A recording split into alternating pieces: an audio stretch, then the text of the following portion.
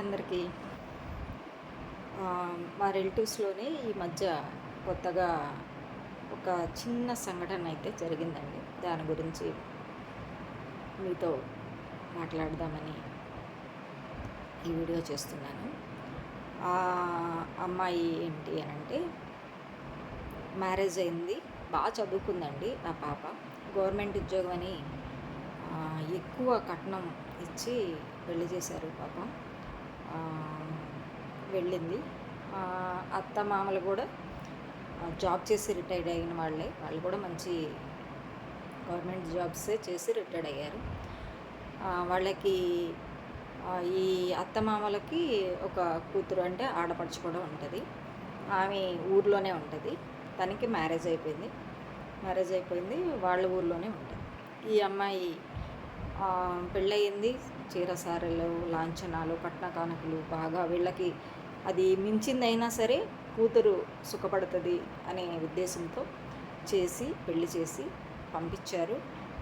Next అట్లా లాంఛనాలతో చీర సారెతో కాపురానికి పంపించిన తర్వాత వీళ్ళందరూ బాగా ఉన్నవాళ్ళు, నెక్స్ట్ బాగా ఎడ్యుకేటెడ్, నెక్స్ట్ బాగా ఫైనాన్షియల్గా కూడా నో ప్రాబ్లం, బాగానే ఉంటారు. అయినా వాళ్ళ ఇంట్లో చిన్న పని చేయడానికి కూడా ఒక్క పని అమ్మాయి కూడా లేదు.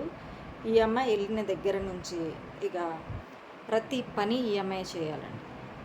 ఏ పనైనా సరే, ఇల్లు ఉడవటం, అంట్లు తోమటం, బట్టలు ఉతకటం, వంట చేయడం, అన్ని పనులు చేయాలి. దీనికి తోడు ఆ ఆడపడుచు ఏం చేస్తుంది అని అంటే, పొద్దున్నే లేవటము, పిల్లల్ని వేసుకుని ఇక్కడికి రావడం, ఇక్కడి నుంచే క్యారేజీలు పెట్టి పిల్లలకి స్కూల్ పంపించటము, ఇక్కడి నుంచే తన కూడా భోజనం చేయడము, ఇక్కడే భోజనం చేసి భర్తకు కూడా క్యారేజీ పెట్టి మళ్ళీ భర్త పిల్లలు వచ్చే వరకు ఇక్కడే ఉండటం ఆ అమ్మాయి. అయితే ఈ అమ్మాయితో పని అనేది ఎవ్వరూ షేర్ చేసుకోరు. ఆ కోడలతో అందరూ కూడా కూర్చునే వాళ్ళే, టీవీలు, ఫోన్లు, ఎవరి ఫోన్లు వాళ్ళు పట్టుకోవటం, లేకపోతే టీవీ చూడటం, ఇలా అన్నమాట. అయినా అమ్మాయి పాపం అన్ని పనులు చేస్తూ ఉంటుంది ఆ కోడలు. కాకపోతే ఏంటంటే ఎవ్వరూ కూడా చిన్న పని కూడా హెల్ప్ చేయరు ఆ అమ్మాయి. చేయికి పోగా ఈ ఆడపడుచు వచ్చి, ఏంటి ఎలా చేస్తున్నావేంటి, ఈ పనులేంటి, నీ తల్లిదండ్రులు నీకు నేర్పలేదా? ఈ అమ్మాయికి ఏం నేర్పారండి అసలు? ఈ అమ్మాయికి అసలు సంస్కారం ఉందా? ఎక్కడి నుంచో వచ్చింది, ఆ ఇంటి పద్ధతులు తెలియవు అమ్మాయికి, ఏమీ తెలియవు. అయినా సరే తల వంచుకుని, తాళి కట్టించుకున్నందుకు తల వంచుకుని అన్ని పనులు చేసుకున్నా సరే ఈ ఆడపడుచు వచ్చి ఏమంటదంటే, నీకు అది రాదా, నీకు ఇది కూడా రాదా? అమ్మ కొత్తగా పెళ్ళయి వచ్చిందండి ఇంట్లో, అప్పటి వరకు తెల్లనకలు తిరిగింది, తల్లి చేసి పెడితే తిని వచ్చింది.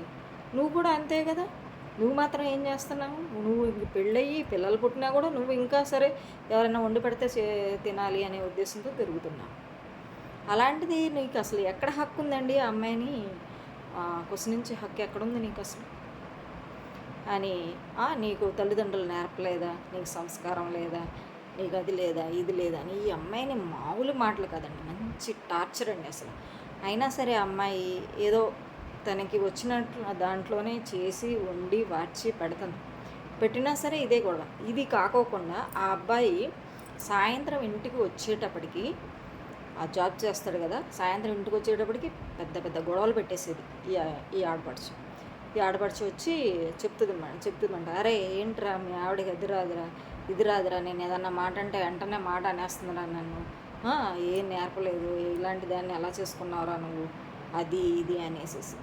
ఆ అబ్బాయి కూడా ఏం చేయాలి, అసలు విషయం తెలియదు. ఆయన ఉన్నప్పుడు జరిగిన సంఘటనలు కాదు అవి, ఆయన లేకపోకుండా వచ్చినాయి.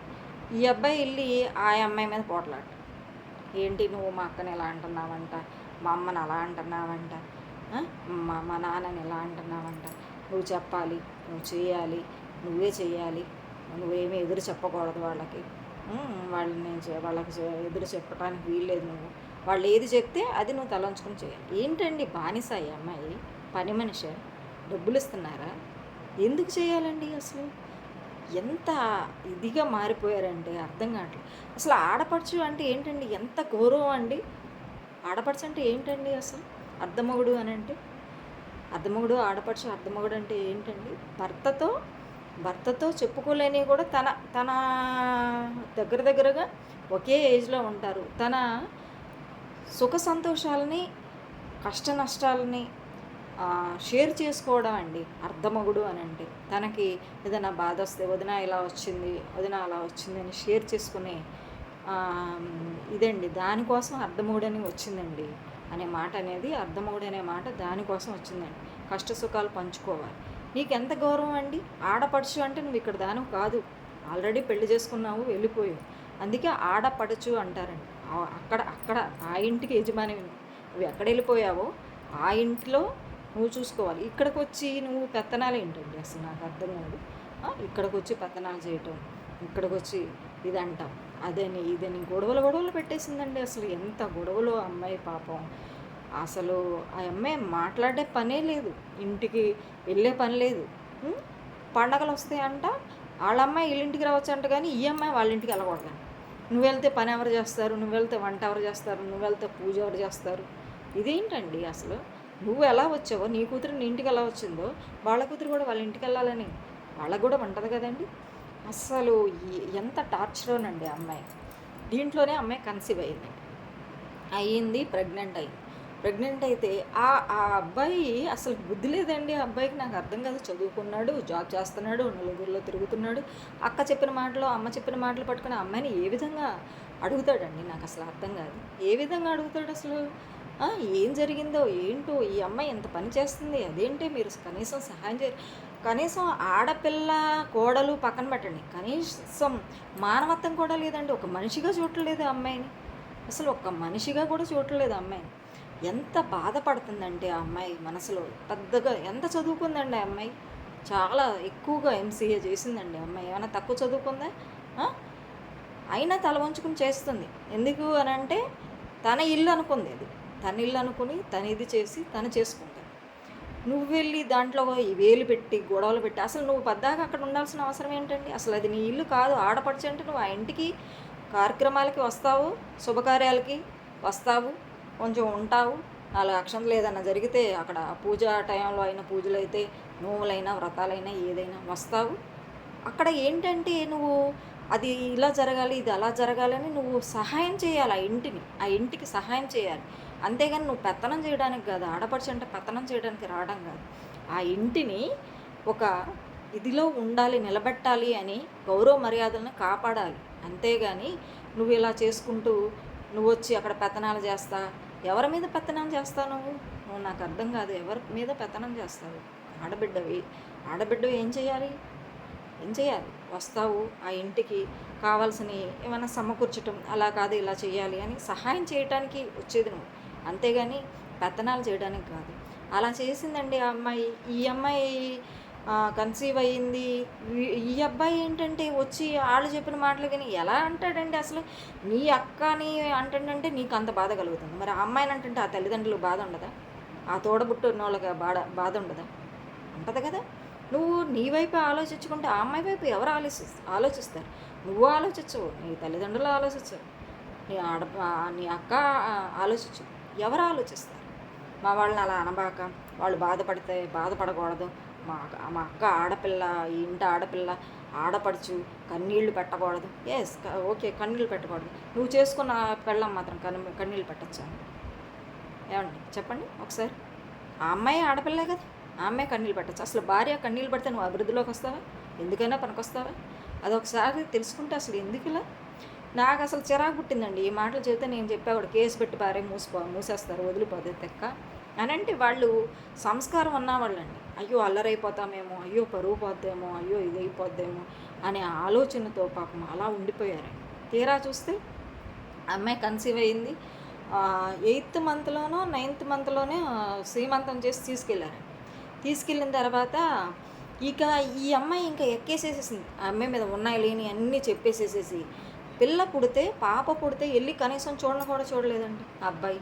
అసలు మూర్ఖుడు అనాలా ఏమనాలో నాకైతే అర్థం కావట్లేదు. ఇలాంటి వాళ్ళు కూడా ఈ రోజులో ఉంటారా అని అనిపిస్తుందండి. అక్క చెప్పిన మాటలు నేను నెత్తినేసుకుంటే నీ కుటుంబం, నీ సంసారాన్ని నీ చేతులారా నువ్వు పాడు చేసుకుంటావు. ఏంటి అసలు ఇది? నాకు అర్థం కాదు. ఆ అమ్మాయి వెళ్తే పాపం ఇప్పుడు 5 నెలలు అయిందండి. ఇంతవరకు వచ్చి ఆ కూతుర్ని చూడలేదండి ఆ అబ్బాయి. మూర్ఖుడు అనాలా? ఏమనాలా చెప్పండి? ఆ అక్క చెప్పిన మాటలు విని, ఆ అమ్మ చెప్పిన మాటలు విని, నాన్న చెప్పిన మాటలు ఇలాంటి వాళ్ళకి పెళ్ళెందుకండి? నాకు అసలు అర్థం కాదు. పెళ్ళి అనవసరం వీళ్ళకి. పెళ్ళిళ్ళు ఉండకూడదు వీళ్ళకి. పెళ్ళి అనేది అస్సలు ఉండకూడదు. అలా చేసి ఆ అమ్మాయి పాపం ఎంత బాధపడుతున్నప్పుడు ఆ రెండో పిల్లకి పెళ్లి చేయాలని చూస్తున్నారు. వాళ్ళకి ఏం చెప్పుకుంటారండి వీళ్ళు? ఆ అమ్మాయి వచ్చేసేసింది, ఇక్కడే ఉంది, వాళ్ళు తీసుకెళ్ళట్లేదని చెప్పగలుగుతారా? ఇప్పుడు వాళ్ళు వస్తారు, ఈ అమ్మాయి ఏంటి అని వాళ్ళు అడుగుతారు కదా. ఇప్పుడు సంబంధం అంటే మాట్లాడుకోవాలంటే ప్రతిదీ అన్నీ చూస్తారు. ఇప్పుడు అటు 7 తరాలు, ఇటు 7 తరాలు చూస్తారు కదా. ఇప్పుడు అన్నీ అడుగుతారు కదా. అడిగితే వాళ్ళు ఏం చెప్పగలుగుతారు? వాళ్ళ ముందు వీళ్ళు తల ఎలా ఎత్తుకోగలుగుతారు? ఇట్లాంటి విషయాలన్నీ జరుగుతున్నాయండి. ఆడపడుచు అనేది కొంచెం ఆ ఆ మాటకి ఏంటంటే, ఆ మాటే ఆడపడుచు అనేది గౌరవప్రదమైన పదమండి అది. ఆ పదానికి విలువ ఇవ్వండి కనీసం చక్కగా. అంతేగాని ఇలా పిచ్చి పిచ్చి మాటలు, పిచ్చి పిచ్చి వేషాలు వేసి, నా మాట జరుగుతుంది కదా, నా పెత్తనం అవుతుంది కానీ పిచ్చి వేషాలు వేయకూడదండి ఆడపడుచు. ఆడపడుచు అంటే నా తమ్ముడికి ఇది హెల్ప్ చేయాలి, నా తమ్ముడు జీవితాన్ని ఇలా నిలబెట్టాలి, నా తమ్ముడు కుటుంబాన్ని నేను నిలబెట్టాలి అని. చేతనైతే సహాయం చేయి, లేకపోతే మూసుకొని మూలకొచ్చు. అంతేగాని ఇలా పిచ్చి పిచ్చి చేసి, ఇలా చేసి ఆ అమ్మాయి అలో లక్షణాన్ని పడి ఏడుస్తుందండి. ఎంత మంచి పిల్ల కాకపోతే ఇంకా ఇలా ఏడుస్తూ అలా వాళ్ళు వస్తారు తీసుకెళ్తారు అని అలా ఎదురు చూస్తుంది చెప్పండి. అసలు నాకు ఏమి అనాలో కూడా అర్థం కావట్లేదు. నేనైతే కేసు పెట్టేయమని చెప్పాను. కేసు పెట్టండి, అసలు ఏంటి ఇలా ఈ టార్చర్లు ఏంటి, ఆడపడుచు ముందు ముఖ్యంగా ఆడపడుచు మీదనను వాళ్ళ మీద అత్తమామల మీద భర్త మీద పెట్టండి అని చెప్పాను. చెబితే వాళ్ళు కొంచెం అయ్యో పరువు పోద్ది అదని ఇదని, వాళ్ళు మంచోళ్ళు కాబట్టి ఇలా మాట్లాడకుండా ఉంటున్నారు. ఇలాంటి వాళ్ళు అసలు ఉన్నంత వరకు అసలు సంసారాలు ఎక్కడ బాగుపడతాయండి? ఆ అబ్బాయి చేతులారా కుటుంబాన్ని నాశనం చేసుకుంటున్నాడండి, తన కుటుంబాన్ని. వీళ్ళ అక్క చెల్లి, అక్కలోనూ అమ్మలో నాన్నలో ఇంత తోడు ఉంటారా? తర్వాత ఏమైందండి జీవితం? వాళ్ళ మాటలు విని ఇది చేసుకుంటే, అలా చెప్పుడు మాటలు వింటే నీకు వ్యక్తిత్వం లేదా? నీకు ఇది లేదా? అసలు ఆలోచన శక్తి లేదా? జ్ఞానం లేదా? ఇంత చదువుకున్నావు, గవర్నమెంట్ జాబ్ చేస్తున్నావు, నలుగురిలో తిరుగుతున్నావు, బుద్ధి ఉండాలి కదండి.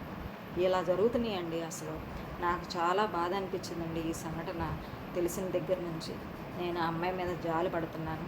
ఇలాంటి వాళ్ళు చాలామంది ఉన్నారండి. మీకు తెలిసిన వాళ్ళు కూడా ఉన్నారా? కామెంట్ చేయండి. ఓకే, థ్యాంక్ యూ అండి.